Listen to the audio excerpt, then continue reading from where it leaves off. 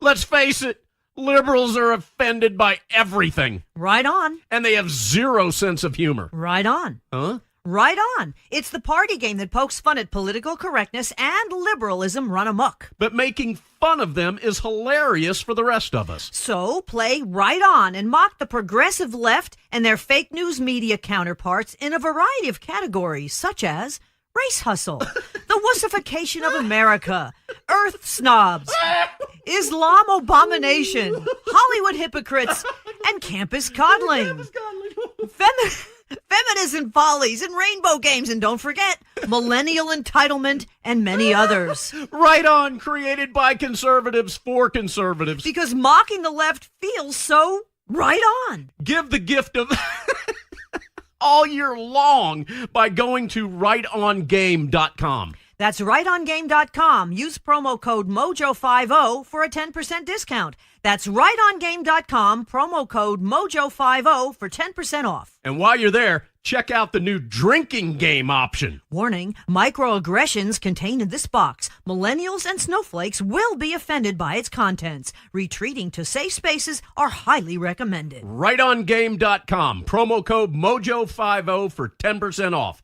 RightOnGame.com. You can't handle the truth. The Denise Simon Experience. The Truth Matrix. Vetting, exposing, drilling down to the truth. Rolling Thunder, this is Hitman, Seattle. Hitman, this is Rolling Thunder, Seattle. The Denise Simon Experience. Exposing politics, lies, demagoguery, spin, fraud. Grid to suppress, Mike Charlie, 4 tree 5, 9er 2-1. Grid to mark, Mike Charlie, 4-7 tree 9er, 8-9er, out. Promoting individual situational awareness. Question, probe, notice, ask why. Mark smoke on the deck, 2 rounds HEPT, gas TOT 5 for you.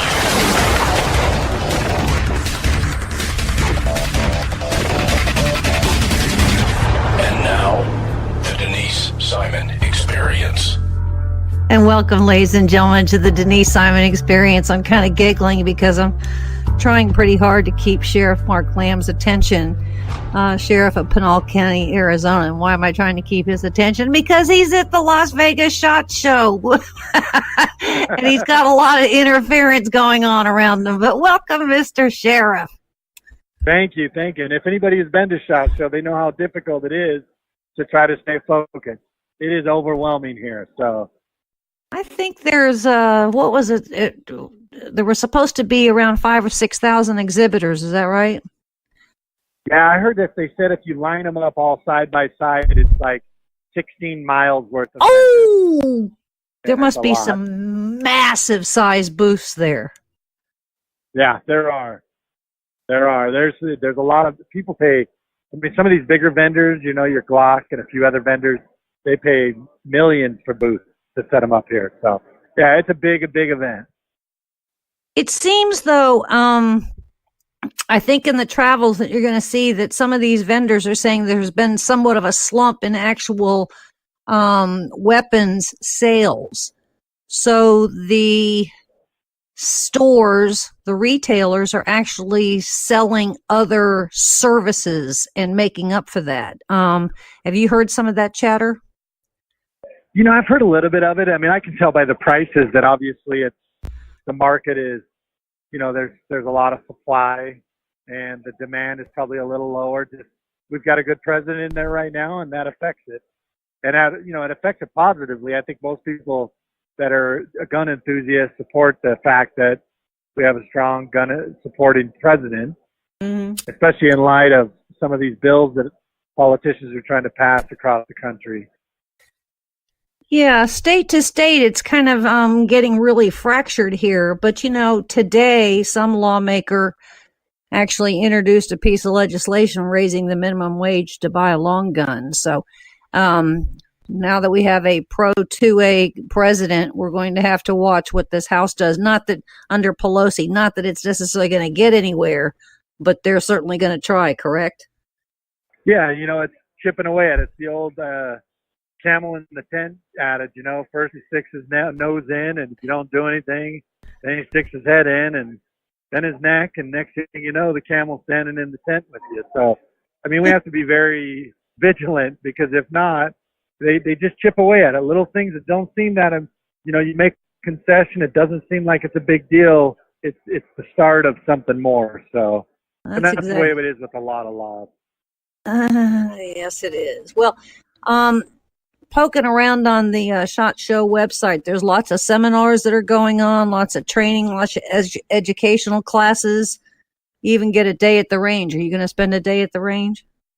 We probably won't get a day at the range. When we come out, we like to meet up with the vendors that we have, strengthen those relationships, and then we look to see what other products are out there, what we can do what is it we can use to better how we do our job in this law enforcement profession. So, and there's so many new products that come out every year, and this is a good place to see it all in one place.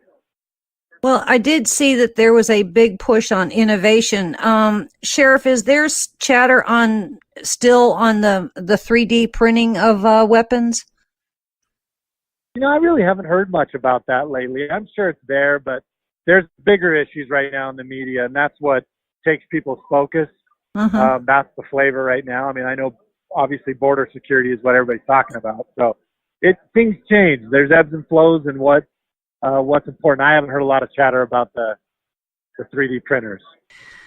Well, little Miss Nancy Pelosi, Trump sent her a letter that said that he's accepting her invitation to give the State of the Union in the House. And she responded with no, not until government opens. So right now, I think the White House is trying to choose where to give the State of the Union address. How about Pinal County? Oh, we'll take them gladly. We'd love to have the State of the Union in Pinal County.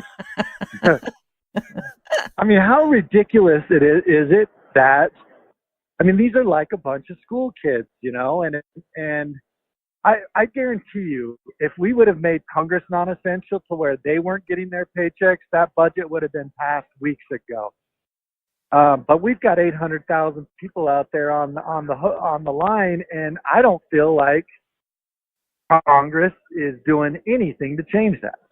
I mean, I don't see any effort on the other side. Pelosi, I took the example how she's let the president, personal feelings and emotion guide her judgment, and that's not how you do business.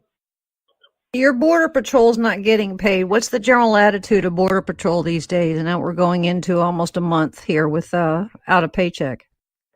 I can't speak for Border Patrol, but I can tell you if I was in their position and I hadn't gotten a paycheck in a month, I'd be in big trouble. And that's got to be demoralizing. And, Border Patrol they're about 1,300 employees down right now. Do you think a work shortage or a stoppage like this is going to help them hire? No. I mean, if somebody's looking now at Border Patrol or local law enforcement, they're probably going to go local law enforcement so they don't have to deal with not getting a paycheck for 2 months. I mean, who's to say this isn't going to happen again next year when the budget cycle comes around? So this is not going to help hiring. There's a lot of bad with it, and being able to hire qualified people that want to come in and do the job, this is definitely going to take its toll on it. Can we talk a little bit about some of the technology or innovation that the Democrats, and I would also say some of the Republicans, are certainly talking about using at the southern border? I mean, obviously we can't put a wall virtually on every square mile. I mean, it just can't happen. So you're going to have to use some innovation. But there is innovation or technology that it has been used and is being used, correct? Oh, yeah. There's, look, I'm the first to tell you, most of the sheriffs will tell you that the wall is a key piece to border security, but it is not the end-all, be-all. Mm-hmm. There is so much to it. There's the sensors. There's making sure that the staffing levels are appropriate. I believe that creating more funding for local law enforcement to assist Border Patrol in their mission is a key piece of it. There's drones. There's so much that they can do to help in this fight. But having a sensor down there doesn't necessarily stop them. It just tells you they're there. Then you have to deploy your troops to that point to intercept those people that trip the sensors. Mm-hmm. Under the Obama administration, they pretty much grounded all the drones, but they are back to being in full use now, Sheriff? Well, not right now because they're on the government shutdown. I don't know how much they're using them, and even the drones, those are being used along the border. You still have to have a pilot for a drone. Sure. Because of FAA regulations, your guy that flies the drone still has to be a pilot or they've gone through some extensive training. So drones, are a difficult thing to implement as well. They work really well, but once again, a drone is like a sensor. You're going to be able to see that somebody's there, but you're just going to watch them come across the fence, and you're going to try to watch them until local law enforcement until Border Patrol or somebody else can apprehend them.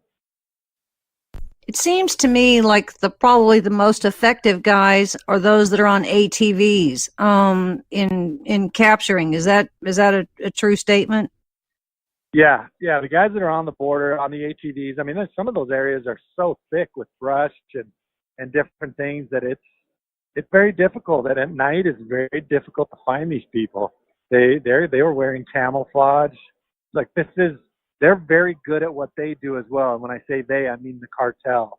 They're very good at making sure their product is delivered, and their product is obviously drugs and human beings. How full are your jails? We are not full. I mean, we have 1,500 beds. We're running about 600 right now.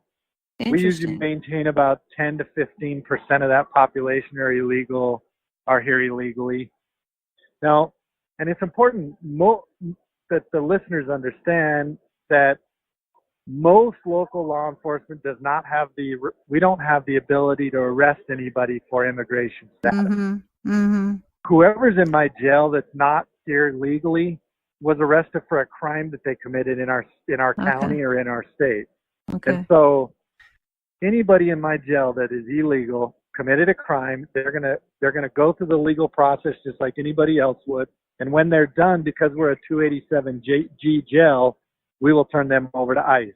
And what ICE does with them after that, we don't know.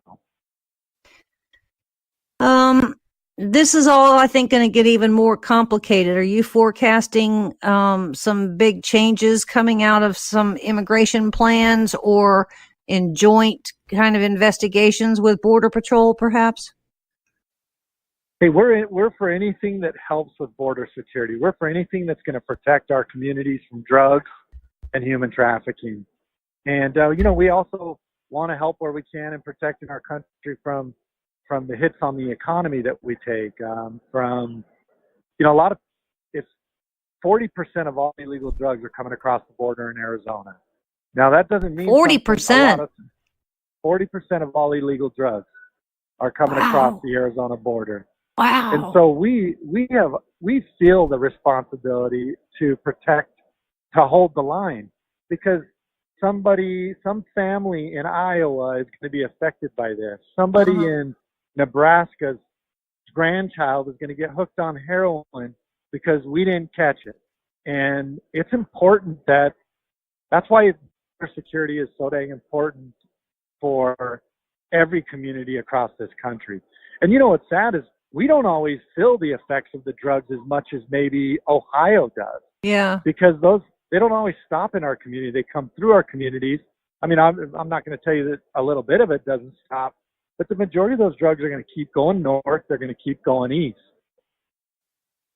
Sheriff, are you finding a different kind of traffic pattern with regards to narcotics? I mean, is the pot less now than it was, and there's more on heroin and fentanyl or something? Absolutely. You are seeing different patterns. Yeah, marijuana is definitely decreased. We don't get near the big loads that we used to. And everything else is on the rise, fentanyl pills. Just to give you an example, if somebody says that there's not a border crisis or a border security crisis, The other day in Pima County, the sheriff of Pima County put it out that in one day, his agency recovered 14 pounds of heroin, nearly 6 pounds of cocaine, almost 9 pounds of meth, 10,000 fentanyl pills, and a stolen handgun. That's what they recovered in one single day, one agency along the border. So if somebody says there's not a crisis, those 10,000 fentanyl pills, one of those pills or two of those pills could kill somebody. And that's what's going out throughout the country. If so you had it is something that we need to address. If you had a moment to sit in front of Senator Schumer or Nancy Pelosi, what would you want to tell them? Shoot, I don't know that you can talk sense to those people. I really don't. So I don't know that I would waste my breath. I think I would take the same approach that the president took the other day when he sat down with them and they weren't interested. Why continue at the meeting? Walk out. Look, in America, we've done this to ourselves here in America. We have continued to send the same people back to Congress, and we expect different results. Well, that's the definition of insanity. Continue to do the same thing, expecting different results. And we have done this to ourselves. We as Americans need to wake up. We need to start sending these people packing. They've made careers out of something that I don't believe by the founding fathers was designed for a career. And, you know, Nancy Pelosi and Chuck Schumer, to me, are the epitome of what we've done in America by continuing to put poor congressmen in place. I can't say that I disagree with you. I'm actually glad to hear you say that. So let's switch gears. Let's talk about 60 Days In. Let's do it. Okay. It is a TV show on A&E. And yes. You had a little bit of your fingerprints on this. Can you explain it to my listeners?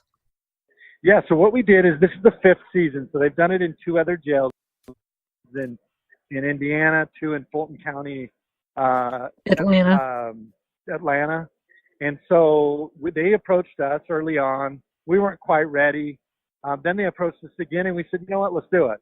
It took a while to kind of get it through. We finally got it in place, and it was not easy. I'm going to tell you, it was not easy. What we do is we take 7 regular people, and we put them in our facility. The employees don't know, and the inmates don't know. Wow. These are just all people from different walks of life. We had a preacher, we had a police officer, we had a mom, we had a stay-at-home wife, we had several people, a single mom, and those people went into the facility. What was different about this season is in the past seasons they didn't know each other and they didn't have missions. This season we let them know each other beforehand, and then we gave them specific missions. And the 3 missions we gave them were for gangs, drugs, and jail operations. And I got to be honest with you, after the production was over, the information we got was valuable, super valuable. It was great. Really? Way beyond your Very expectation. Good. You know, I don't know that there was a lot of stuff we knew, but we just couldn't quite figure out, wrap our hands around it. Once they left and debriefed us, within a week we were catching drugs that we wouldn't have caught before. We started catching notes that they were passing back and forth to each other. We used the information we got to be able to buy a body scanner, so now we can actually see, because the majority of the drugs were coming in their body cavities. So, yeah, they talk about it on the show, and the other stuff is we figured out, you know, some of our programs were working, some weren't. We're adding tablets to our facility so that we can increase the communication between the inmates and our staff, and decrease the communication between the inmates and other inmates. It takes a certain person, just a regular person, to agree to do this. It takes crazy. Well, gutsy. I mean, there had to be a sense of courage that I don't know what that is. Did you find that to be true? Yes, it is. You know, the first day we're like, what are you guys thinking? Why would you do this? You're crazy. And that's everybody's reaction. Is the first reaction is they're crazy. And they are crazy. So, good. How you doing? Give me just 1 or 2 minutes. So, yeah, they're sorry. No, it's okay. Those folks are crazy. But you know what? They all have their different reasons. And I didn't, you know, we didn't care what their reasons are. But some of them, you know, the preacher, he wanted to be able to further what his mission is. And some people probably did it for the money. I don't think they get paid that much. I don't know what the amount is, but it's really not that much. So it's been it had to be something they wanted to do for themselves. And most of them found a lot about it themselves. They realized they were stronger than they thought they were. Wow. They definitely came out with more compassion. Every one of them started to simulate some of the things that the inmates were doing. Just to give you an example, at the end they said, well, hey, you guys don't give us enough toilet paper. You should add that to commissary. Now, these are these people saying this. Wow. You can buy, but here's the funny thing. You can buy from the commissary. Where they got that from was the other inmates saying, oh, you can't buy it. They only give us this 1 or 2 rolls, and then we have to make do with that. No, you can buy it from commissary, but they were just so conditioned alongside the other inmates, they fell right into it. But yeah, they came out with a much greater understanding for them. So, Sheriff, would you do it again? Would you have this have them come back A&E and 60 days in, come back to your jail again? Well, no, not now, because I already know what I would learn from it. Okay, fair enough. But would I recommend it to another facility? Yes, but I would make sure they understood that, you know, this is something that is going to take some time. It's going to take some effort on your part, but in the end, it's also going to provide you some information that, I mean, if a company offered this service, how much would this cost? Yeah, exactly. It cost the taxpayer well over $1 million. We got it for $0 to the taxpayer. So to me, that's a win-win. Well, look, I know that you got people that are probably yanking on your shirt to come and talk and walk and cook and schmuck. So, yeah, thank you, Sheriff Lamb, for being with us on the Denise Simon Experience. I really hope you have a very good time, and it's a productive time there at the SHOT Show. Thank you. And this should show you how important you are. All these people here, I'm talking to you. Aw, you're sweet. I'll have to send you some more text messages with hugs and kisses in them or something. Well, let me know anytime you want me on the show. Thank you. Have a good time. Travel safely. More coming your way, ladies and gentlemen. Stay with us.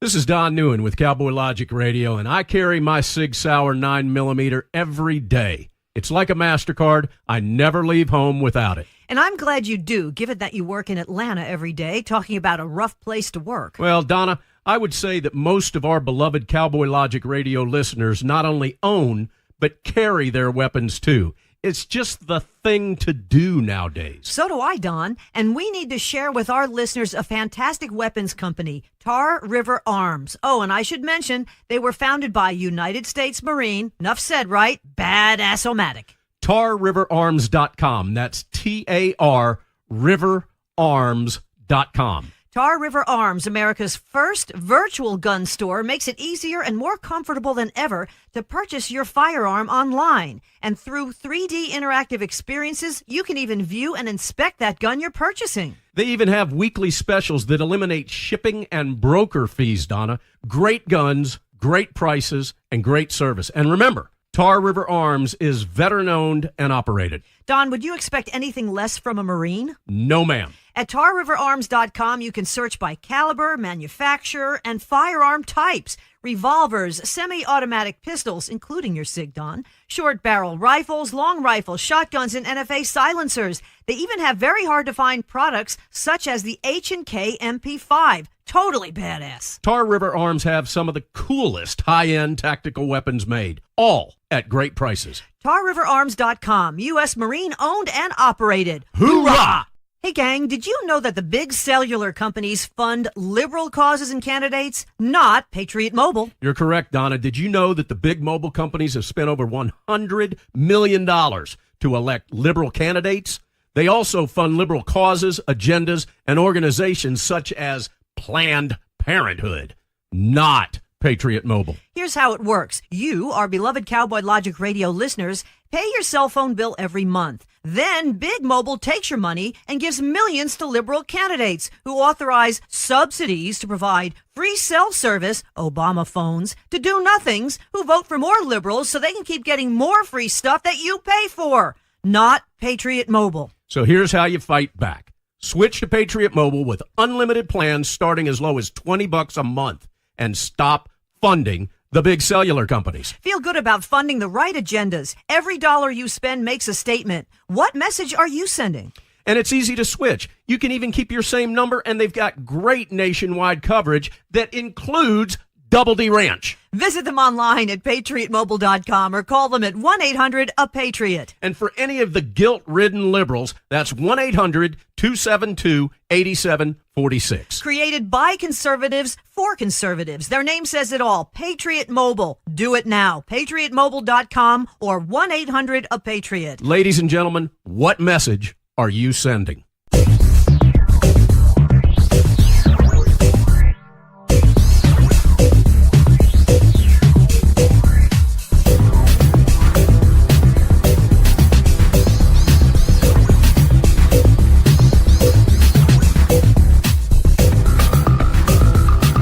Thanks, ladies and gentlemen, for staying with us here on the Denise Simon Experience. This international drug thing and the conversation we're having about the southern border and narcotics, nothing bugs me probably even more than that. So what do? I call on Derek Maltz, my 28-year veteran special agent with the DEA, who is so good at all this. Even in his retirement, he is still fighting the battle for us. So thank you, Derek, for doing that. Thank you for asking me back. You're welcome.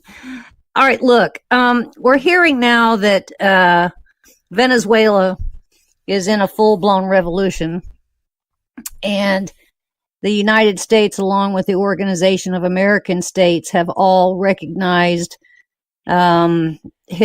Maduro's election as being illegitimate.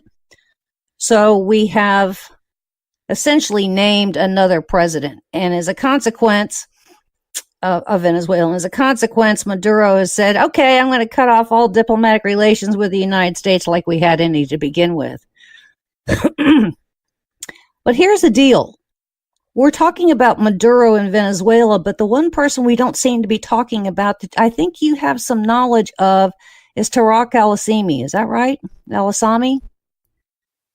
Well, there's some information there on him. I mean, we had a very large-scale investigation for years on the command and control elements in Venezuela that were working very closely with the FARC operatives in Colombia and also with Hezbollah. And there was a lot of movement of money and movement of ton quantities of cocaine. And, of course, we had a lot of people identified, a lot of subjects, a lot of names. And as a matter of fact, we indicted two of the biggest in Venezuela, Walid Makhled and also General Carvajal. And so they had a very, very extensive international distribution network at the highest levels of the Venezuelan government, working with the corrupt military officials and the corrupt government officials. And so, yeah, they had a very nice operation going on for years. And unfortunately, Denise, those two subjects who were both indicted in the United States for very significant charges, unfortunately, when we had them arrested in two different countries, we never got them back into America on the extraditions because of some things that didn't happen during the previous administration. Well said, and we'll get to that because we're going to work our way backwards here. So I'm going to probably blindside you a little bit. But this Tarek al-Assami character, what's particularly interesting with this guy is I don't think people necessarily understand that while he was born in Venezuela and pretty much lived all of his life in Venezuela, he, interestingly enough, his father was Syrian and his mother is Lebanese. And he was part of the Ba'athist Party, the Iraqi Ba'athist Party in Venezuela, right? Yeah, there's a lot of different interesting connections there. I mean, if you look at some of the trends that we saw with the Lebanese and the Colombians and the Venezuelans, I mean, these guys at this level were right in the middle of all of it. And again, like, I'm not an expert on, at least on this particular subject, but I could tell you that the characters that were in this web of the organization are all very, very suspicious to me personally.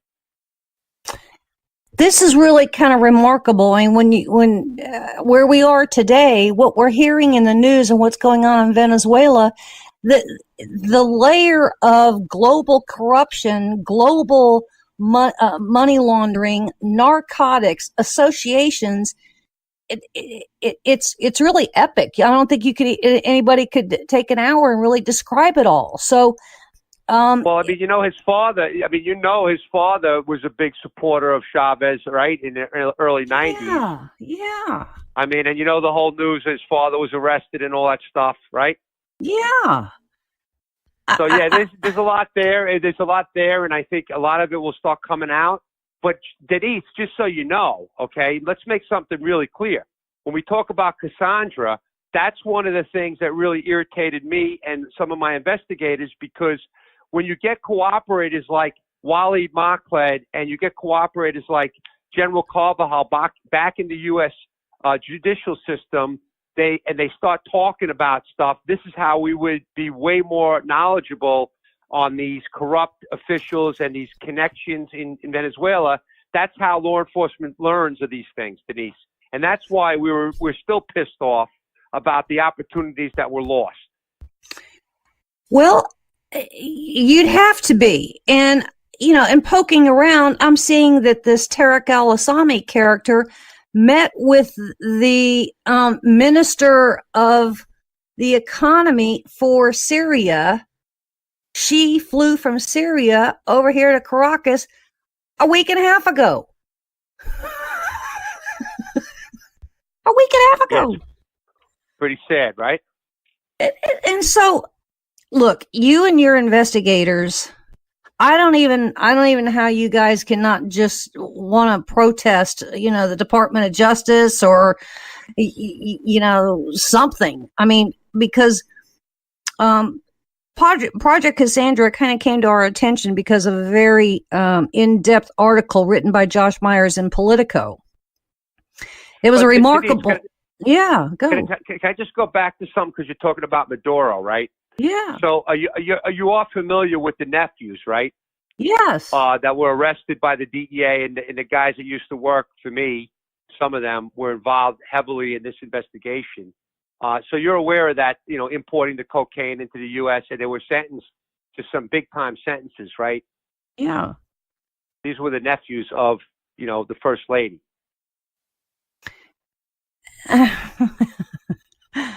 We have left.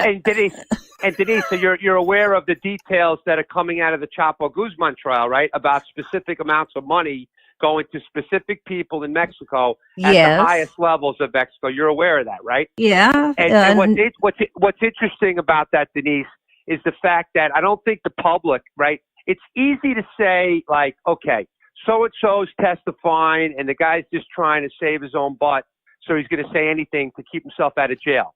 But you got to understand, when you get to this level of the organization, the Sinaloa cartel, the multi-billion-dollar operation, these guys that are testifying, they were right in the middle of all of this stuff. So they have firsthand knowledge. They lived it for years. And when they talk about dropping off a suitcase to a high-level government official, I mean, and then you hear it over and over and over again, and then you combine it with all the other stuff we know from guys on the ground that were working in Mexico, and you look at all the different things that didn't happen, and all the compromises of the captures we were doing or trying to do. I mean, it all comes together, and it's all the same thing. It's the corruption, and the corruption is rampant all over the place. But as a country, we're still giving these people all kinds of money, and we're still playing the politics where, the southwest border and the whole wall issue and all this stuff going on. It's really insanity. It is insanity. And Derek, I would say if you even tried to map this out, if you took a mark and a whiteboard and just started, doing, pins and strings and connections and so forth, you would need a whiteboard, the size of Texas to map all this out, wouldn't you? Oh, yeah. I mean, there's so many connections, so many things. It's so complex, so global. I mean, there were many other cases while I was still in the DEA that were made, and they're still being made, where you have this highest levels. I mean, look at the Honduras, the congressman, my old guys over there in the Special Operations Division just, did some more cases on the Honduras congressmen who were all being arrested for the corruption, and it's just nonstop. We could talk all day long about the corruption because there's so much money involved in this drug business around the world that this is just the way it is. I mean, and so we have to figure out better ways of dealing with these people and these countries. Derek, when we're having this conversation about the narcotics coming in, across our southern border, I don't even think that kind of conversation is truly in context. It's almost kind of a one-off that, we keep saying we got all these narcotics. We don't have a sense of what really the roots and the traffic and the methodology and the money.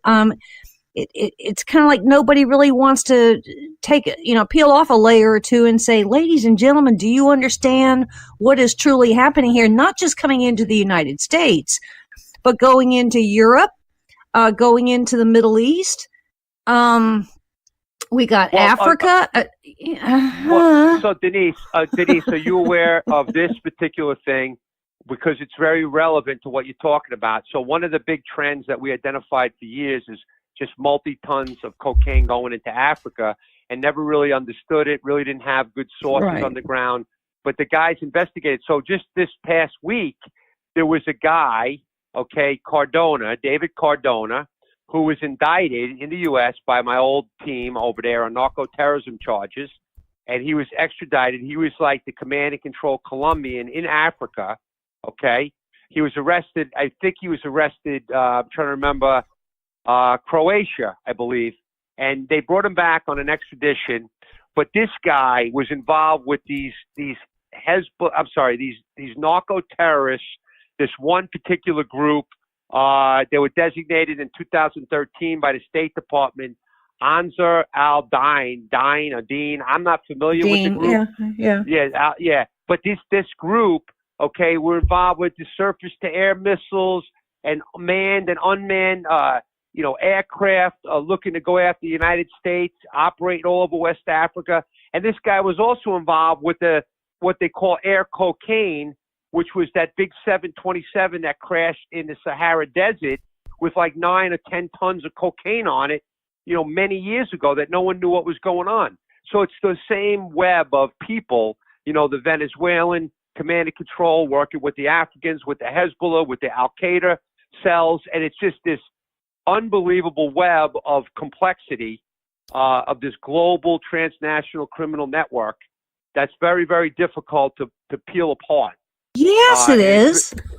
and it's like you said, the money, quite frankly, and some of the trade-based money laundering schemes and some of the very, very innovative, creative, money laundering methods are so hard to infiltrate as they're moving billions and billions of dollars right in our own banks, right through our banks in America. Yeah. So Project Cassandra. Hat tip to whoever it was that, I know Josh Meyer at Politico, or when he published it in Politico, he talked to a lot of sources. And you almost have to read that article 3 or 4 times to kind of begin to digest it all. And you have to be beyond furious, because this was a 9-year project, Derek? Well, I could tell you it was at least, I mean, not 9. I'm trying to remember now. Yeah, actually, maybe it was like 2006, 2016, and it's still active right now. So, yeah, it's more than 9 years. It's not Project Cassandra anymore, but they're still actively going after these different elements of the network. And because of the Iranian nuclear deal, the previous administration essentially threw sand in the gears of what was then a very wide, deep scope of Project Cassandra, for essentially shut it down. This article comes out in Politico. The former Attorney General, Jeff Sessions, says, hey, I'm going to create a task force just because of this article. What happened? That was a year ago. What are we doing? January. What are we doing with this? So, help me. Yeah, no problem. So, because I know Josh Meyer very well, and the main sources that he had were guys that worked for me, one as a consultant and one as one of my agents. And so I know this very, very well. And so bottom line is there was a very, very long-term, extensive investigation which exposed like Hezbollah's criminal element involved with massive drug trafficking and money laundering. Actually, Ahmed Juma was indicted for moving $200 million a month through this used car scheme out of the Eastern District of Virginia. And he also, in the indictment, it was alleged that he actually moved the proceeds of 88,000 kilograms of cocaine from the Los Zetas cartel. Now, here's the point, that this thing exposed things, in my view, that we never knew in this country. You know, with cars being moved from the United States through Hezbollah, actual shipping companies, money's moving all around the world, and through Middle Eastern couriers carrying, billions of dollars of cash back into exchange houses in Lebanon, through banks in Lebanon, back to correspondent accounts in America. It was very, very elaborate, well-designed scheme. But what people don't realize is that this all started, for at least this particular scheme, in 2006 after the Israel war with Hezbollah, where they needed to get a cash flow to build their tunnels, to buy their explosives, buy their missiles.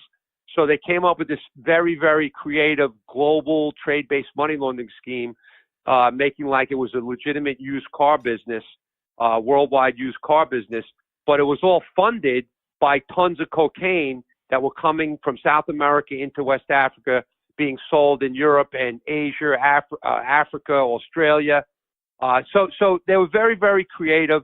It was very difficult to penetrate, and we finally did. Hezbollah was identified as one of the top threats to America, and we had multiple agencies working on the thing, but we were just not getting the level of support from the Department of Justice at the time. And when you look back and you put everything together, and again, I'm no expert on the Iran deal, I'm no expert on the negotiations, but some things happened that were really odd. I like to use that word because this didn't make sense to me. So let me tell you why it didn't make sense, Denise. In 2007, when I first really started to learn about this, I met with a very, very well-decorated, very, very well-respected Admiral James Stavridis, who was the commander at the Southern Command in Florida. Correct. And he later became the Supreme Allied Commander, right? Admiral Stavridis gave me a picture when I was down there with him of a fireball, a giant fireball, and he said it was like his worst nightmare when narco-terrorism and Islamic terrorism started crossing paths. The reason he was showing me that is because he saw the emergence of Hezbollah and the Lebanese organized crime elements in Latin America, all over his region, in Venezuela, and he was getting very, very concerned in their role in drug trafficking and stuff like that. But then in 2008, if you remember, and this was actually a headline news, Michael Chertoff, the Department of Homeland Security secretary, actually made a statement that Hezbollah makes Al-Qaeda look like the minor leagues. That was the statement. So as the head of the SOD operation back in those days, it started to really scare me, like all these high-level, really, really smart guys responsible for our national security started, seeing this trend. And then when we started seeing the amount of drugs and money that these people were moving right in our backyard, what didn't make sense, Denise, and I don't mean to be yelling and stuff, but I get very intense with No, you can yell all you want. I'm yelling with you. if that's the case, then where was our Department of Justice and our interagency cooperation to do this the right way? Like, where was it? And it turns out, and again, I'm not making any assumptions here, but Bruce Orr happened to be the head of this whole Project Cassandra in the Department of Justice. And I actually like Bruce, and I haven't talked to him in many years, but Bruce actually, was somewhat, supporting what we were trying to do, but I had no idea what was going on behind the scenes. And then I also have, to this day, I don't understand why, if the Attorney General was very concerned about the briefing that we gave him because of the amounts of money and drugs, and I was still stunned. Like, he told his people to have us brief higher level people in the national security, Council, the national, the national security people in the government, and we never even had to brief them because they didn't want to hear what we had to say. And as I said in the Josh Meyer article, we were like a fly in their soup. In other words, we were telling them stuff they really didn't want to hear, even though it was a national security concern for us. It seems like why didn't they want to hear it? Because it would have put a little bit of a like a wrench in the wheel of their big plan to get this billions of dollars in the middle of the night on crates to Iran, which I still don't understand why we would give terrorists money. But that's another story. I don't have the expertise on that. But what I will tell you is that it pisses me off to this day. We had 3 major operatives in custody pursuant to the rule of law in the United States, and we did not get any Department of Justice engagement on getting these guys back to America to face justice. Instead, Ali Fayed is sitting in a jail in Czech Republic, and they let him go. They released him. And then when we start trying to find out why, we find out that, the Attorney General's call came in and there was a time zone difference, so it was too late. Really? Blah, blah, this is a blah, terrorist? blah. Yeah, this is a terrorist. This is a guy that we want to bring back because he wanted to actually take, helicopters out of the sky and kill Americans, and now we want to let him go? Really? Yeah, I mean, this cat, Ali Fayed, was doing weapons to Iraq and Syria, and he was reporting to who? Vladimir Putin. Well, I can tell you right now, okay, this is something that happened for a fact because my agents were doing it when I was still there.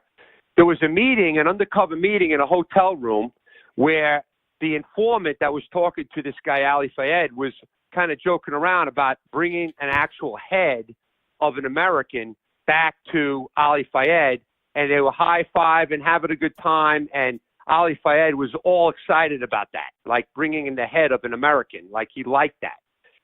So this guy is a bad guy. He was very, very connected in the highest levels of a lot of different things, but we'll never see him again, ever. He's gone. And the U.S. government had a chance to get him extradited out of the Czech Republic back to America. So how do you answer that? How do you put any sense to that? Like, how did that happen? Now, let me just say this, because I want to be fair.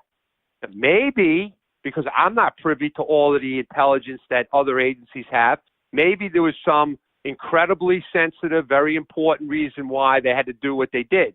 But my attitude, Denise, would be, if that's the case, at least let, like, the administrator of the DEA, let them know, like, hey, we appreciate the guy's work. We appreciate what you're doing for national security, but there's a way bigger picture here that we have to address. But no one even talked to us. Denise, are you aware of this? Let me tell you something else. This is disgusting, what I'm going to tell you. So the head of the DEA, we arrested this guy, Ababsiar, in Texas, the DEA working with the FBI. We had the informant, and what happened was Ababsiar approached the DEA informant to start blowing up stuff in D.C. and killing the Saudi Arabia ambassador. So long story short, they did a great case. FBI did a great case. They indicted the guy. They arrested him, and they learned that it was a big Iranians could force operation to do this in America. Well, now, after the case was done, they're going to have a press conference in Washington, D.C. The Attorney General is there. The head of the FBI is there. The head of the National Security Division is there. The administrator of DEA was on the way there to do the press conference, and they called her and said, we don't want you to come. Go back to the DEA. We don't need you at the press conference. Now, how does that make sense? Now, the answer that we got was, well, they didn't want to make like this had anything to do with Mexico. Well, that was pretty stupid because the only reason why the case happened is because the targets thought the informant was a Mexican cartel guy that had the ability to blow people up in Washington, D.C. and blow embassies up. So why wouldn't you want the public to know that this kind of stuff is happening in our backyards? Was this So the that was Saudi another prince thing? No, it was the Saudi ambassador. That's I don't know the name. I forgot the name, but they wanted to blow him up in a restaurant in D.C. Right. I said, the FBI and DEA worked very well together. They got the guy. They got his partner who came, I guess, from Iran or wherever he came from. And the bottom line is they don't want the head of the DEA. I mean, if it wasn't for the DEA informant, it wouldn't could have happened. No, it could have happened. No, the actual terrorist act could have happened right in Washington, D.C. Now, you know what's really sad, Denise, about that? You know what everybody started saying after that? Oh, my God, they're in the Western Hemisphere. They're right in our backyard. Oh, my God. Meanwhile, there's been people saying that for years, and they didn't pay attention. Derek, I'm gonna keep you over because I need to let you breathe here a little bit and take a deep breath. We're clearly not finished with this topic by a long stretch. I'm so delighted that you're letting our listeners know that the things that were a flashpoint a couple of years ago with a Saudi diplomat in Mexico was really a real thing. Sometimes we sit out here and we go, yeah, that didn't happen. You know, this is somebody's just kind of manufacturing something here. It's kind of like, oh, look, a squirrel over there. But then there is truth to some of these things. And so we're all sitting out here. We don't know what to believe. Well, one thing that is true, when the father of Pierce Corcoran got on the news and said, I don't know why people are saying this is manufactured. I buried my son. My son is dead. The poor kid in Tennessee that was killed by the illegal alien, right? And we want to make everything's manufactured.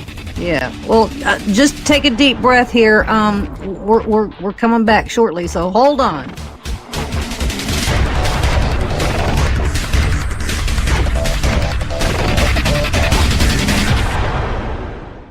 Hey, Donna, Cowboy Logic radio listeners love law enforcement. That's right, Don. And Charity Magnets designs and produces beautiful, high-quality products for law enforcement supporters and enthusiasts. They've got very impressive honor badge car magnets. CharityMagnets.com. They've got license plate honor badges. CharityMagnets.com. They've got cool keychains and license plate frames. CharityMagnets.com. I'm on their website right now, and this is my favorite, the Honor Badge dog tag. Look at that little doggy with the dog tag. He's so cute. Donna, we're trying to do an ad read, and you're playing around on their website, which happens to be CharityMagnets.com. But he's so cute. Donna. Okay. Hey, this is huge, too. For each sale, a donation will be made to Cops for Kids with Cancer. Cops for Kids with Cancer has given more than $2.5 million in donations. Yes. Become a Blue Honor Foundation member today. Like Donna is doing right now, go to CharityMagnets.com. But he's so cute. All right, use the promo code MOJO for $5 off any purchase. I know you all love and support our brave law enforcement professionals and their families.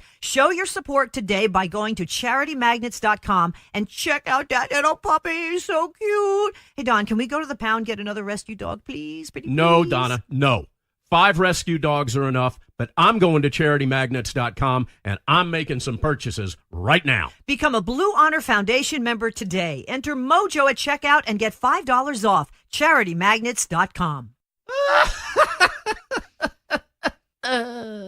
Let's face it, liberals are offended by everything. Right on. And they have zero sense of humor. Right on. Huh? Right on. It's the party game that pokes fun at political correctness and liberalism run amok. But making fun of them is hilarious for the rest of us. So play right on and mock the progressive left and their fake news media counterparts in a variety of categories, such as race hustle, the wussification of America, earth snobs, Islam abomination, Hollywood hypocrites, and campus coddling.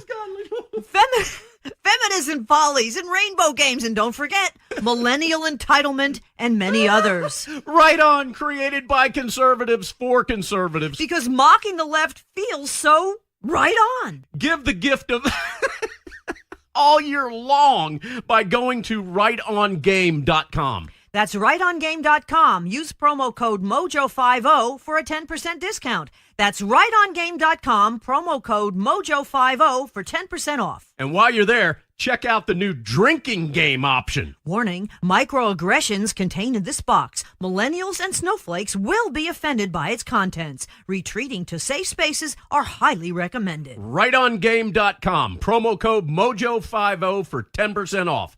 RightOnGame.com. You can't handle the truth. The Denise Simon Experience. The Truth Matrix. Vetting, exposing, drilling down to the truth. Rolling Thunder, this is Hitman. Ziad, over. Hitman, this is Rolling Thunder. Ziad out.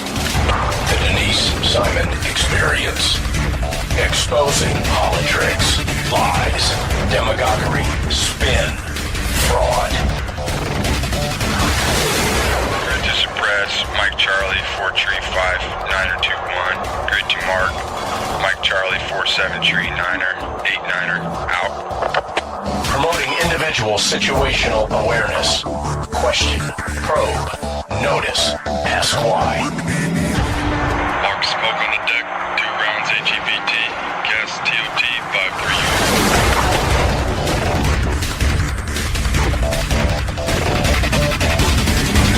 And now, the Denise Simon Experience. And thanks, ladies and gentlemen, for hanging with us on the Denise Simon Experience. We are having quite the conversation with Derek Maltz, former special agent with DEA, 28 years, who is still fighting the good fight in his retirement world. And thank you for doing that, Derek. I mean, because I'm standing here with you on this. So we've got all these things that are happening, and DEA doesn't really get to tell the kind of story it needs to tell. I mean, it's kind of like they're the redheaded stepchild when it comes to the FBI and the Department of Justice. I mean, you guys are uncovering all kinds of things, and you become a burr in the saddle, don't you? Well, Denise, let me comment about that. So let's just think about this for a second, all right? Let's think about this as logical adults. Right now, the command and control threats to this country, to destroy this country, are all in the foreign environments. Yes, they have cells and they have operatives here and they have drug trafficking cells and gun cells and this and that. But the command and control leadership is all overseas. That's where they're plotting. That's where they're operating. And so the DEA, a lot of people don't know it, but the DEA has offices in like 90 offices in like 60 or 70 countries, right?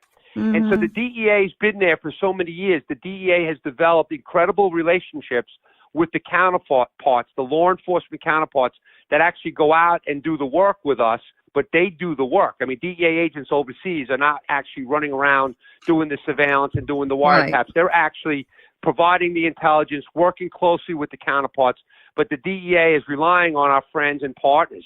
But now this is the point. The point is that without that relationship that you have and the trust, then they're not really going to work hard for the U.S. They have their own problems. But the bottom line is DEA has annual conference, and they have over 100 and something countries that attend every year. So they've built up this worldwide network of partners. So why am I saying that? Because if you want to go after really transnational crime, you have to have the ability to move quickly overseas. And DEA does that. And DEA has a track record. The problem with DEA is unfortunately, the culture of DEA is that the agents are much more content with making the cases and doing the next case and going after the bad guys than bragging about it in the news and telling the story. But the other problem is that the DEA has actually had their hands tied by the prosecutors in the Department of Justice, who actually control what can be said and what can be done in the media. So therefore, what happens is the DEA doesn't get to tell their story. But if the public actually knew, and I say this a lot jokingly, if the president actually knew day to day the work that the DEA does worldwide consistently, the president would actually love the DEA. But unfortunately, even the president doesn't actually know what the DEA does because nobody's telling him. He's focused on his mass amounts of complex issues, and he doesn't actually understand the DEA's worldwide presence, all right? And that really is frustrating because the DEA has a very important job, and it's not just on investigating drug traffickers. It's investigating these transnational criminals that are looking to destroy our country. And by the way, I don't know if you realize this, Denise, but when Attorney General Sessions had his press conference not too long ago, and he named out 5 threats to the United States of America, right? The biggest threats that he wanted to focus on, the transnational crime threats. Every one of those threats are threats involved with extensive drug trafficking. 2 Mexican cartels, the MS-13, the Colombian cartel, and Hezbollah. So the DEA is actively working, like Homeland Security and FBI and others, but this is a interagency battle that has to be done working all together. So what I'm saying is, like, the DEA has a very significant role. But unfortunately, lately all you hear in the news is about maybe a corrupt agent, or this one's got indicted, or this one got into an accident because he was drinking. Well, you know what, Denise? In every profession, everywhere in the world, there's people that go corrupt. There's people that do bad things that they shouldn't. But just like law enforcement, 99.9% of the cops that are roaming around the streets are dedicated Americans that want to save somebody's life and keep people safe. But then you have one bad guy that does something wrong, and now everybody wants to paint the entire profession as bad, right? And that's a bunch of BS because these people do not get paid tremendous amount of money. They make tremendous sacrifices. Right now they're working for free, and I'm reading the reports every day about the DEA successes, even during the furlough. So, again, I get a little cranked up on that topic too, Denise, because honestly it's frustrating because, like you said in your comments that started this conversation, that the DEA historically has been treated a little differently in the public, and they just don't know the value of what DEA does. That's indeed so. I mean, it goes way beyond narcotics. I mean, it's money laundering, it's political kickbacks, it's private. Yes, it's private business. I mean, we just talked about the cars, in Virginia. You know what you do if you want to actually get cranked up, you go and read. Okay, if you go and read the transnational crime strategy out of the White House, right, and you look at the things that they identify as major issues like corruption and drug trafficking and money laundering, that's what the DEA does every day, right? Mm-hmm. And so the thing is they have a very, very important role. And, honestly, it's amazing. But, they like I said, they had one plea of an ex-congressman from Honduras in the Southern District of New York. And then I believe this week there was a second one brought up to America. It was just this week, if I'm not mistaken. Another congressman.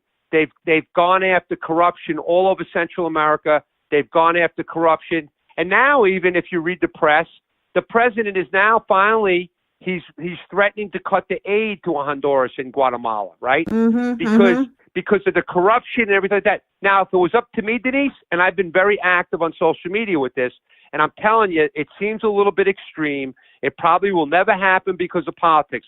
But if I was the president right now, I'd seriously consider getting some unmanned aircraft above thousands of feet in the sky and wiping out some of these laboratory operations in Mexico with these missiles. And people say, we can't do that. We can't put missiles in Mexico. They're killing our citizens at unprecedented levels. What are we supposed to do? Continue to sit back and watch our people die? What are we going to do? We know where there's a meth lab in a specific location in Mexico. It's producing ton quantities of methamphetamine. That place needs to be destroyed right now, today. But what are we waiting for? Because we don't want people to say, oh, my God, the president sent a drone into Mexico. Well, nobody else is doing anything about it. They're taking hundreds of millions of dollars in these corruption stings and stuff. So when are we going to get a little bit more aggressive with that? When we have a lab in Afghanistan, when we have a ISIS terrorist in Yemen, what do? We hit him with a drone, and we never see him again. Or we destroy the drug operations. Now you're going to start impacting the drug supply. If they can't make the stuff, we can't have it in the country. All right? So I'm just saying, I get a little cranked up also on this topic because the thing is that some of this stuff is common sense. How many Americans have to die from fentanyl poison before people say, wait a minute, it's all coming from Mexico and China? Well, we can't put missiles in China right now because it's just way, way, way more complex, and we can talk all day about that. But we know where there's labs in Mexico. We have informants that work in these labs and see these labs operating. So we don't have to put like bunker bombs on Mexico, but start knocking out the damn labs and the production facilities. That's all. Okay, but then what? Hold on, I'm with you. I'm agreeing with you here, but I'm going to give you the devil's advocate thing. Okay. We would end up taking down the entire Mexican government, Nieto, whatever his name is, the previous president. Well, look, who took what, $100 million from He just took Guzman? $100 million, so maybe that's not a bad thing, okay? I don't know. Like, again, I don't know enough about the details and the facts on the actual payoffs. And in fact, I don't even know if it's actually true because, I mean, that's not my thing. I didn't investigate it. I can't say, and I don't like to make those accusations. But what I would say is that what's very, very clear is that the cartels have production facilities that are dumping poison all over our country, and our kids and our people are dying. What are we going to do? Just sit here and talk about it every day? Yeah, 70,000 a year. I mean, right. It's like, really? It's unbelievable. It's unbelievable. But you know what nobody ever talks about, Denise, because everyone has that syndrome like, it's not my kid, it's not my family, I don't care. Well, what about the families that are being destroyed? Their entire lives are being destroyed when their little kid, who's 20 years old, little Johnny, is in his bed, he never wakes up, and he died from a counterfeit fentanyl pill that he took last night at a party. And what do we say to those parents, right? It's manufactured?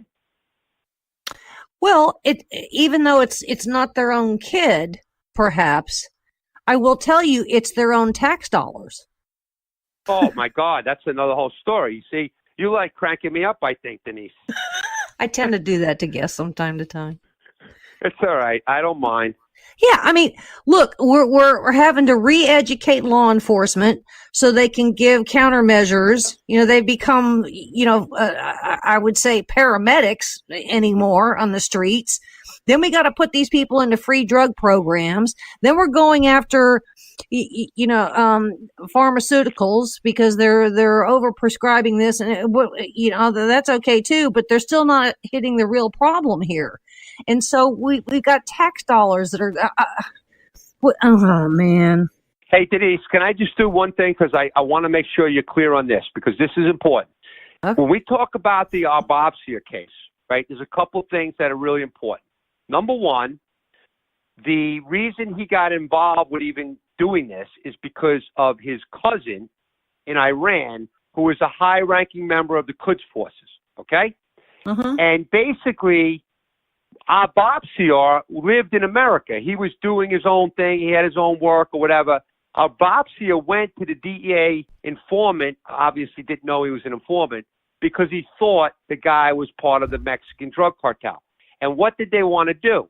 They wanted to kill the Saudi Arabian ambassador, okay? Mm-hmm. And they wanted to do it for the cost of, like, I think $1.5 million. They were going to plant a bomb at a Washington restaurant where this guy ate. So think about the details of that. And then, when they talked about, well, there might be like 150 people at this restaurant, this guy didn't seem too concerned. No big deal, I think he said, if I remember correctly. No big deal. We'll blow them all up right in Washington, D.C. Now, the reason I wanted to go back to that is because it kind of brings it full circle from your initial comments about Venezuela and, El Azami and all of these characters we talked about. It's just this one giant web of this giant transnational network that is getting bigger and badder and more sophisticated as we're sitting here playing the political games about should we put up a border or not. I mean, when are people going to start realizing actually what is happening in this crazy world right now? Derek, am I going out on a limb if I say this? Tell me if I'm stupid or not. But DEA, I would say, given some of these cases that we've mentioned here, and God knows how many others there really are that we haven't even begun to talk about, it's almost self-funding, such that the recovery of monies, narco dollars, wherever they are across the globe, and catching, I mean, you could be saving a whole bunch of people's lives. I mean, what DEA is really doing is way beyond a public service. I mean, it could be self-funding to the point where you could be recovering $300 million, to buy these cars, and that could go into some kind of treasury here and go build, 100 miles of wall or something, right? Well, what I'll say is this. I mean, and this I live this, so I know this very well. So I know there's some proposals out there to use like the asset forfeiture money to build the wall, right? Use Chapo Guzman's billions of dollars to build the wall, right? Now, I can tell you that when I was on the job, we seized the government, the DEA seized so much cash, like suitcases and duffel bags. I mean, I remember one time in Atlanta, there was a tractor trailer heading to Mexico, and in the tractor trailer, there was $13 million in cash stuffed in the tractor trailer. There was another case where we had an undercover agent pick up $20 million in cash in Guatemala. So there was so much cash seized, that money goes into the U.S. government's asset forfeiture fund. And then what they do, as you know or may not know, they give back a lot of that money to the state and local departments and back to federal agencies to help them do their job and continue to go after the bad guys. Now, my personal opinion is I think that that's an outstanding way and an efficient way to fund some of these efforts. And I applaud the people way back when that came up with these ideas. Because I'll give you an example. Like if you do, for example, you do a wiretap in America and it's another language, you have to hire a contractor to actually sit and listen to the wiretap, and you have to have foreign linguists, right? That is expensive. It could cost anywhere from, let's say, $15,000 a phone for a month to actually, in some cases, $100,000, depending on the language. So what we were able to do, and there's all this innovative stuff going on in the government where they use the seized monies in the asset forfeiture fund to help fund some of these projects. Because you don't have enough money in the budget to do it. So when you talk about self-funding, there are a lot of different innovative ways to go about, like if people are involved in criminal activity and they're using their assets to facilitate the criminal activity, there are these very nice asset forfeiture laws where you could help. Now, in the case of the Cassandra, we actually got $150 million in cash from the bank in Lebanon. We subsequently actually forfeited $102 million that went into the fund. And that money has helped fund some really, really important programs for the government. So, yes, you're right about that. I mean, not in every single situation with, like you said, with the cars and everything. But there is a lot of illegal activity that is leading to significant asset seizures.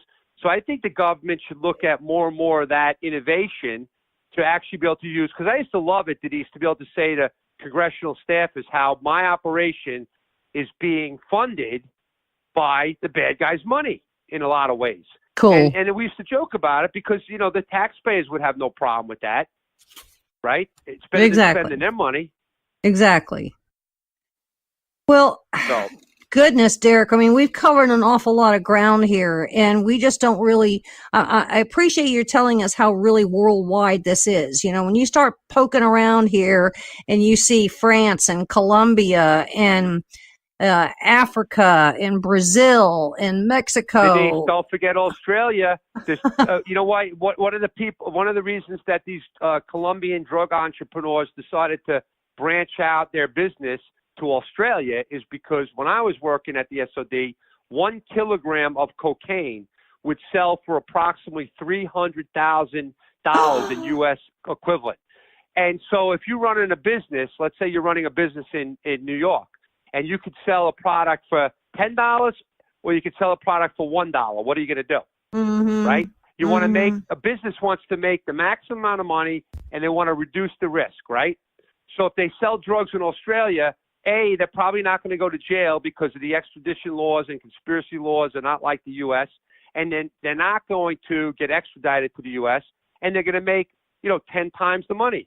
Because at that time, a kilogram of cocaine in America was about $30,000. So 10 times the value and 10 times less risk of going to jail.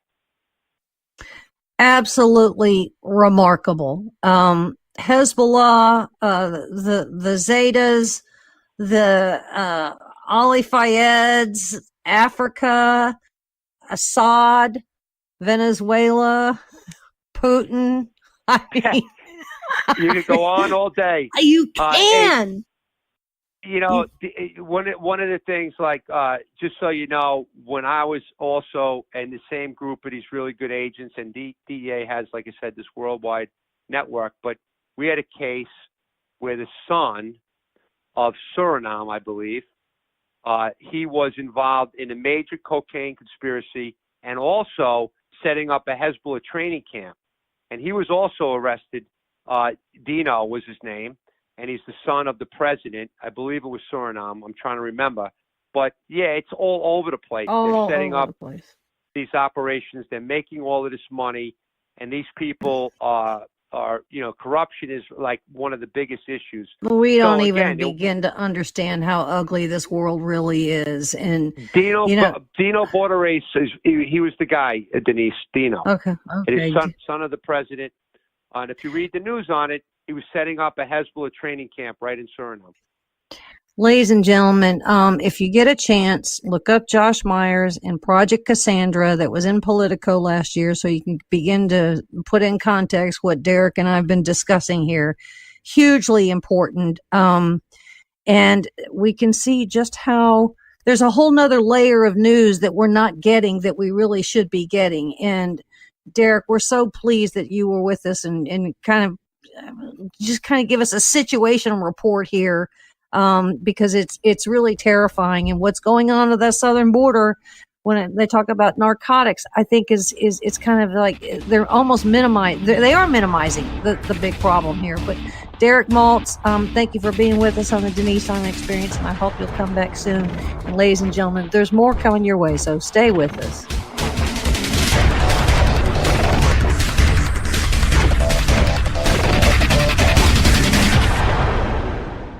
This is Don Newen with Cowboy Logic Radio, and I carry my Sig Sauer 9mm every day. It's like a MasterCard. I never leave home without it. And I'm glad you do, given that you work in Atlanta every day, talking about a rough place to work. Well, Donna, I would say that most of our beloved Cowboy Logic Radio listeners not only own, but carry their weapons too. It's just the thing to do nowadays. So do I, Don. And we need to share with our listeners a fantastic weapons company, Tar River Arms. Oh, and I should mention, they were founded by United States Marine, enough said, right? Badass-o-matic. TarRiverArms.com. That's TAR Riverarms.com. Tar River Arms, America's first virtual gun store, makes it easier and more comfortable than ever to purchase your firearm online. And through 3D interactive experiences, you can even view and inspect that gun you're purchasing. They even have weekly specials that eliminate shipping and broker fees, Donna.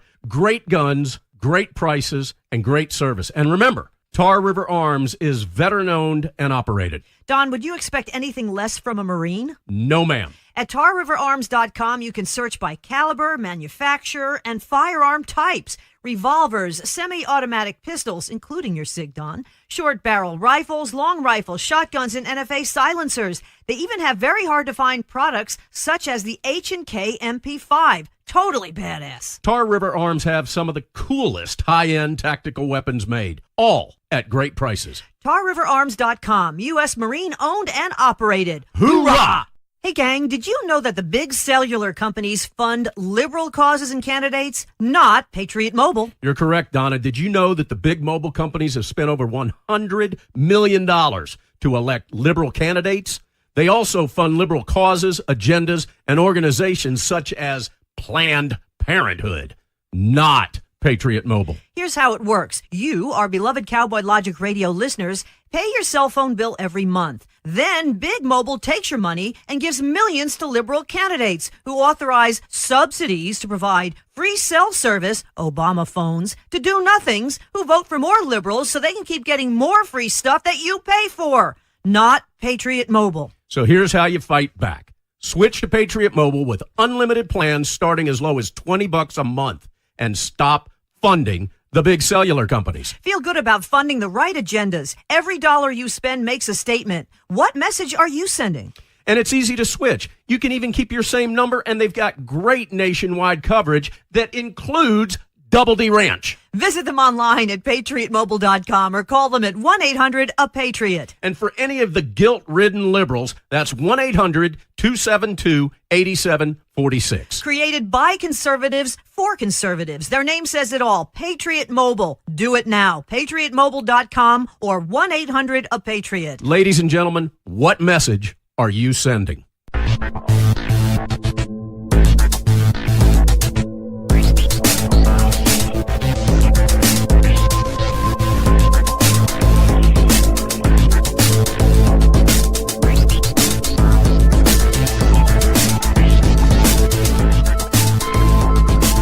Thanks, ladies and gentlemen, for hanging with us here on the Denise Simon Experience. Anastasia Boden is with us from the Pacific Legal Foundation, and thank you, Anastasia, for being with us. This is a topic, we're talking about regulatory or regulations, regulatory policy by government at all levels. We've talked about this before on the Denise Simon Experience, but you and your compatriots went into a very deep dive on regulations and what it really costs corporations and even private business. And yet we don't really know what that cost still is, do we?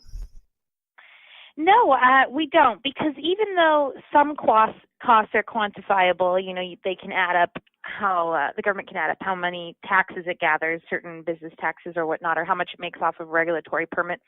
There are a lot of unseen cost regulations. There are so many businesses that will never get started and so many innovations that would be helpful to consumers that we'll never see in the market because they were discouraged from getting there in the first place. So it's really a matter of not only what we can tally, but the unknown unknowns, what we don't even know that we don't know. I want to start with the scorecard because I was really inspired by your recommendation of a scorecard. Is that to help small business or those entrepreneurs that want to kind of get into a business on their own, to kind of give them some guide path on maybe you need to reconsider or be prepared? Yeah. I think there's a couple purposes to establishing a scorecard in states that kind of ranks them according to their friendliness to entrepreneurs. And one is to just help entrepreneurs see, hey, this state is easier than this state. If you're looking to get into this industry, they're most friendly to entrepreneurships here. And that's friendly to the entrepreneur, but ultimately we hope that it will also spur change, because as more entrepreneurs know where the best places are, they're going to choose those places. And maybe through sort of natural selection, you have other states that are losing out, and they feel the pain, and then they realize that they can't compete, and they need to change their regulation to be more friendly. I think there's also something to be said about publicly shaming these states. Yes, that's where I was going to go. Because, I, for example, live in California, which is one of the worst offenders when it comes to burdensome regulation. But there are some industries where they actually, even a broken clock is right twice a day. There's a couple industries where they're better than other states. So when I go to testify at legislatures in other states, I like to point that out. I like to say, hey, even California is better than you on this issue. And that always, influences those states. Say, oh gosh, we can't be worse than California. So there's something to be said about publicizing which states are the worst offenders and getting them to compare themselves. Anastasia, is this regulatory policy and whatever, it varies from the sublime to the ridiculous. is it really done as a result of special interest groups and lobby groups that have pressured federal government or state legislatures to add fees and tariffs and inspection costs and licenses and all this other kind of nonsense? Yeah, I think we find that that's the natural tendency of government, right? Is that where government has a broad amount of power and the power to hand out benefits to certain businesses, that it's only natural. It is, a basic tenet of economics or of human incentives that businesses are going to lobby to control the government, to erect barriers to new competition. So I think that's a natural tendency, but it also depends on what kind of regulation it is. So with occupational licensing, there's very good evidence and a lot of studies showing that licensure is not there to protect the public. In fact, it is largely lobbied for the groups that are regulated themselves, because they want to establish barriers to competition and they know what barriers, what costs they can absorb, in order to keep other people out. But other industries, sure, I think it's a lot of good intentions. And of course, they say the road to hell is paved with good intentions. They think they're doing something good. And even if we assume that they have the best of intentions, and even if we assume that each individual regulation works, the point is that these regulations together create a thicket that is impossible for businesses to navigate anymore. So even under the best circumstances, the best intentions, the most functional laws, together it's just too much. All right. Why in the world are you in Pacific Legal even talking about regulations? Is this because of clients that you have represented that have been affected in their business or even in their private lives, certainly when it comes to something like the EPA? Yeah, I think that's part of it is, my job is to represent entrepreneurs when they're just trying to start up. They're just trying to invest their own resources to provide a service that they would think is beneficial to the public, but they're stifled by overbearing regulations. So on the daily, I encounter these stories about, fascinating, brave, industrious people, hardworking Americans who are shut down and denied the right to earn a living for silly reasons. And that gives us a lot of material to work with. And this paper I published with some other people in the movement. It came out of the Federalist Society's Regulatory Transparency Project, and that project is devoted in particular to shedding light on some regulations that are really harming the country, but that we're often isolated from unless you're really paying attention. So we drew on some of Pacific Legal Foundation cases, we drew on news stories, we drew on a lot of sources to show the real effect on entrepreneurs. And we get stories upon stories from people who all say the same thing. They're across a number of industries, and they all say, if I knew what I knew now, if I knew the amount of hoops I would have had to jump through, the amount of regulation, the amount of resources, the frustration, the tears, the blood, sweat, etc., I wouldn't have even gone into business because it's just too much. I'll never do it again. And that's something that's really sad to hear in America, where, the American dream is about entrepreneurship, and yet you're hearing these very sad stories from entrepreneurs. So we thought it was important to publish a paper about that and to show the real effect of regulation on entrepreneurs. Well, the newspaper industry is kind of dying, and I had always kind of waited, and I guess we're not really there so much anymore, but, the little 10, 11, 12, 13-year-old kids that would do a paper route before school in the morning, I was waiting for somebody to stop them because of child labor laws. Right? I mean, you seriously see you see little girls being ticketed for selling lemonade. That is a thing, because of health and safety regulations, allegedly, or people who bake sales being shut down. We have a story in our paper about a charity run by nuns. They wanted to set up a shelter for homeless men, And basically they couldn't, because under ADA rules, they would have had to put in an elevator and, make all these accommodations. And for them, they said, we will literally lift, anybody who's handicapped and bring them up the stairs. But in New York City, where they wanted to start this charity, it was just going to be so expensive to install an elevator in this very, very old building. And ultimately, they decided not to start the charity, not to have a homeless shelter because of some of these regulations. I mean, these stories are just egregious and sad.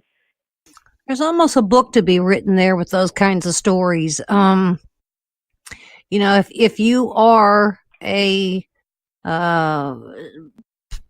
like a florist, Mm-hmm. you got to have all these cockamamie licenses just to put together a centerpiece, right?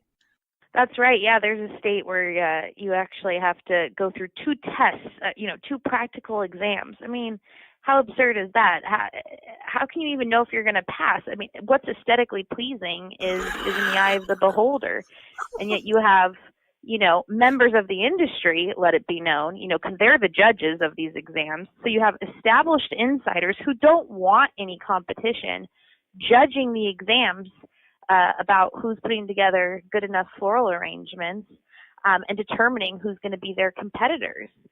So, yeah, there is a book to be written one day, I think.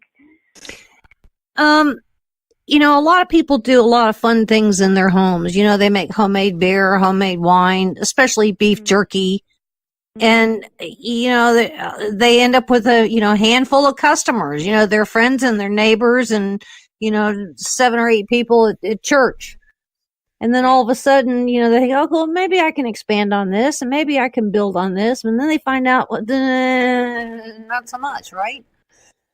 Yeah, and that's sad, because that really is a path to entrepreneurship, is just people having a hobby, or maybe serving their friends, and their friends saying, hey, this salsa is really, really good. And you think to yourself, oh, I never, it was just a hobby. And then you realize that people really like it. And you think, hey, maybe I could start at a farmer's market, or I could expand into bake sales and then grow. And that's a way for people, to lift themselves up by the bootstraps in America, essentially. But those paths to entrepreneurship are being cut off by these regulations, because things like farmers inspections markets, and yeah, now farmers markets have some very bizarre laws. In some states they've opened it up to they'll say, okay, you can sell pickles but not salsa.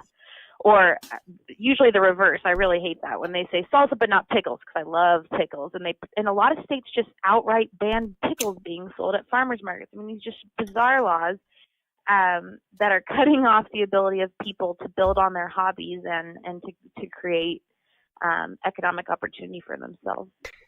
So you and your associates wrote this amazing paper. I mean, it was really quite in depth.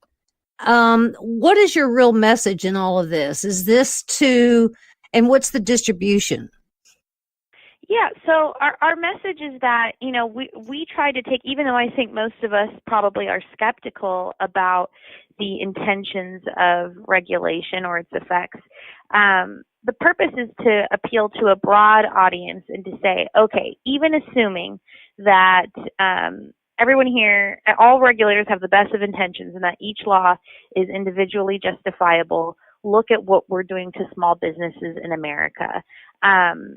Because we're creating this thicket that is impossible to navigate and shutting down small businesses. And so, that's our purpose. And the distribution, it's going through the Federalist Society, and it's meant to be a very academic paper. It gives a lot of examples, a lot of statistics, but I think in a very accessible way, it's always fun to hear from entrepreneurs themselves rather than attorneys like me or someone else. So it's put out by the Federal Society, but really it's for anyone who just takes an interest in entrepreneurship in America and, having maybe a fresh perspective on regulation. There's really not an industry. An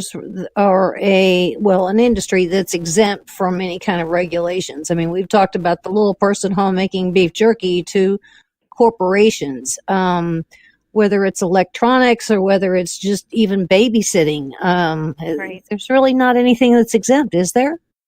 No, I mean, you'd be surprised. You know, New York a couple years back wanted to license dog sitters, or babysitting, or selling lemonade, florists. I'm never surprised. I never cease to be amazed. Oh, shampooing hair in some states you need a license for. I mean, that's something that people do on a regular, if not daily basis in the comfort of their own homes without causing, mass catastrophe across the country. And yet in some states you have to have a license and invest a ton of money and go through years of education just to shampoo somebody else's hair for a living. So, the regulatory creep is just excessive nowadays. And, and it's not just licensing, it's also zoning, it's labeling, it's labor laws, it's the states that make it really easy to sue businesses, so there's civil litigation abuse. It's all these things together that are really just taking over every industry. Has there been any attention, Anastasia, to, I don't want to call it a black market, but let's call it a shadow market? I mean, it's these kinds of regulations and licensing and fees and tariffs and blah, blah, blah, blah, blah have all caused people just to kind of go back and do things over on the corner. Dude, I'll meet you over here at the gas station and we'll work a trade here, because if they did it, somebody else is going to come through there and tax them or make them have a license, right? Yeah, I think that's absolutely right. Where there's a will, there's a way. You can beat people out of doing it legally, but then they're just going to find a way around it. And yet we're in a time right now when we're best suited to have less regulations, because we have immediate feedback mechanisms like Yelp, or, with Uber, you get to rank your driver right away.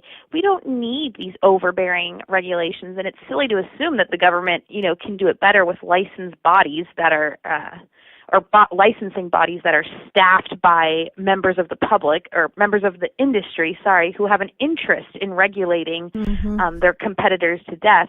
It's silly to assume that that's better than the immediate feedback that consumers can now give to the public about the services that they use, and that really empower other consumers to make informed decisions about what businesses to frequent or what contractors to hire or what have you. It's the best time to empower consumers rather than to stifle small businesses through centralized regulation. The Trump administration came out with a policy that I really liked. I think it was 1 for 2. One regulation comes in, 2 go out. And there seemed to be a team that was kind of reviewing all of these regulations, and some of them were, have gone away. Is there enough of that? Or, are we at a point where we've got 10,000 regulations or 2 million regulations that need to go away? Do you have some sense of how thick this thicket is? Yeah, I think it's really thick, and I think there are places that have some mechanisms like that in place. Like even in California, we have sunset provisions. So every so many years, the legislature has to reconsider laws that are on the book and determine whether or not to keep them. And in theory, that's a really great thing, right? Like we should be continually maintaining, continually overseeing and evaluating the necessity of regulations. But the problem is that in practice, a lot of these sunset provisions are really weak and just easy for the legislature to rubber stamp whatever on the books. So what we see is that once you get a law on the books, it's very difficult to repeal, even when there's sunset regulations. So, part of what we urge in the paper is absolutely cutting back what's already there, but also putting mechanisms in place that prevent these laws from going onto the books in the first place. Establishing a hard budget that says you can only spend, so much money in regulatory costs or having so much costs on the consumers or entrepreneurs or what have you. Or curbing growth by creating causes of action for people to sue when they think that laws are overburdensome. But doing things to prevent them from coming up on and getting onto the books in the first place, because ultimately it is so difficult to repeal them once they're there. let's talk about waivers here for a second. I think it was Amazon that had announced that they were going to put some kind of a very large presence in New York. And what New York did was they waived all kinds of things in order to bring this in. So, Right. and we have some waivers have caused an awful lot of unfairness in all of this realm, hasn't it? Yeah, absolutely. I mean, that's what you get, right?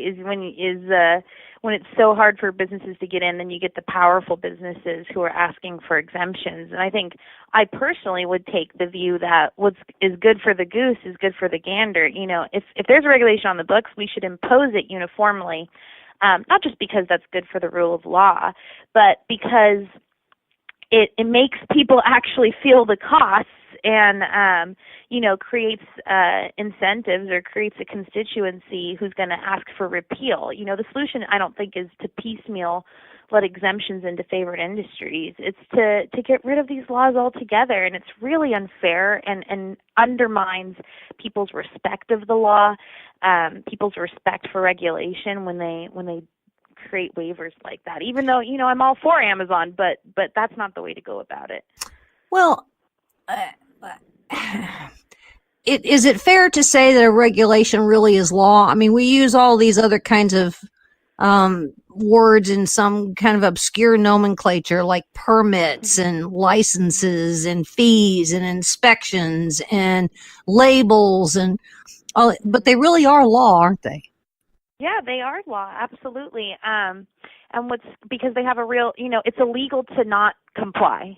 That's what, at the end of the day, somebody's going to get in trouble if they don't comply with these requirements. And what's funny in a sad way, is they're laws, and yet a lot of them aren't actually being passed by legislatures. We see so many administrative bodies who are unaccountable and isolated from the democratic process, and they're really the ones who are ruling our lives. And that's really scary because, they're kind of outside the law in the sense that they don't have the same type of political accountability and the same type of oversight, and yet they're the ones promulgating all of these regulations that have a real effect on our everyday lives. And then it ends up creating another agency, and then the government gets to hire some government employees that have to go out and do permits and inspections, and so we've just grown government even more so, right? That's absolutely right. It's alphabet soup out there there's an agency for everything with an acronym of its own, and it's regulatory creep. Now we need an agency to enforce this law, and then we need the bureaucrats to go out and enforce that, and it's out of control. And timing is really quite critical. I mean, somebody wants to kind of get into business, and they may have the financial wherewithal, to be first on the block to establish, X business when somebody else's business model is actually better, but he didn't have quite the funds. And so, the good man can necessarily lose out because, of all of these zoning things and permits and inspections, right? I mean, I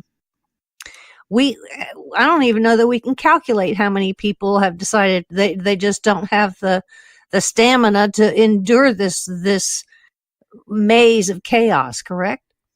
Yeah, that's absolutely right. And, we also see a lot of back deals happen. A type of law that I challenge frequently at Pacific Legal, and that I think is one of the worst offenders of economic liberty and basic notions of justice. They're called competitors' veto laws. So before starting in an industry that has this law, you have to essentially ask your competitors for permission first. And of course, when the businesses have the ability to veto any new competition, they do. So what we see is a lot of times is you can count how many people you can ask for a tally of all from the government. You can ask for a tally of all the applications and see how many are denied. So that's one measure. We can see X many were denied. We don't know how many came to the agency and said, hey, I want to apply, and the agency told them, don't even bother, you're not going to get a license, because we've heard that happens.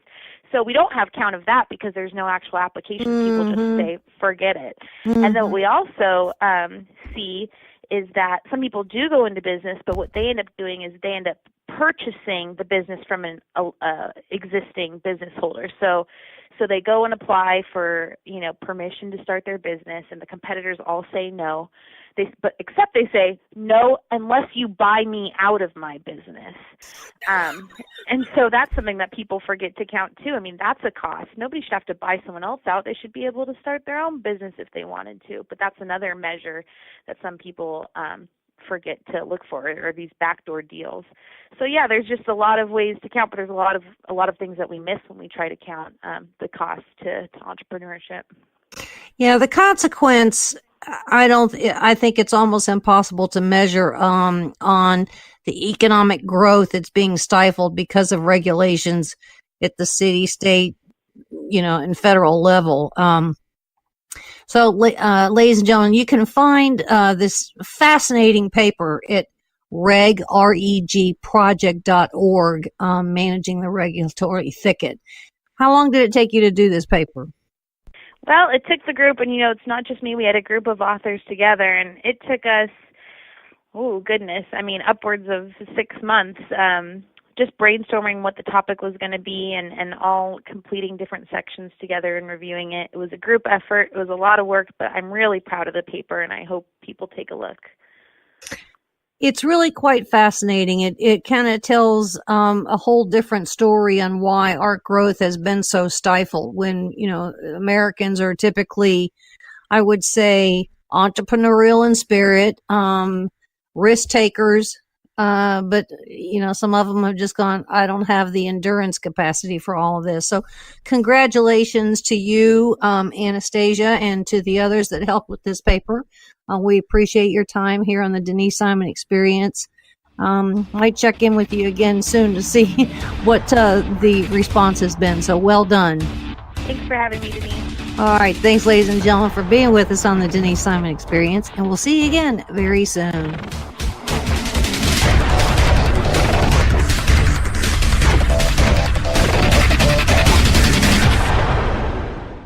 Hey, Donna, Cowboy Logic Radio listeners love law enforcement. That's right, Don. And Charity Magnets designs and produces beautiful, high-quality products for law enforcement supporters and enthusiasts. They've got very impressive honor badge car magnets. CharityMagnets.com. They've got license plate honor badges. CharityMagnets.com. They've got cool keychains and license plate frames. CharityMagnets.com. I'm on their website right now, and this is my favorite, the Honor Badge dog tag. Look at that little doggy with the dog tag. He's so cute. Donna, we're trying to do an ad read, and you're playing around on their website, which happens to be CharityMagnets.com. But he's so cute. Donna. Okay. Hey, this is huge, too. For each sale, a donation will be made to Cops for Kids with Cancer. Cops for Kids with Cancer has given more than $2.5 million in donations. Yes. Become a Blue Honor Foundation member today. Like Donna is doing right now, go to CharityMagnets.com. But he's so cute. All right, use the promo code MOJO for $5 off any purchase. I know you all love and support our brave law enforcement professionals and their families. Show your support today by going to CharityMagnets.com and check out that little puppy. He's so cute.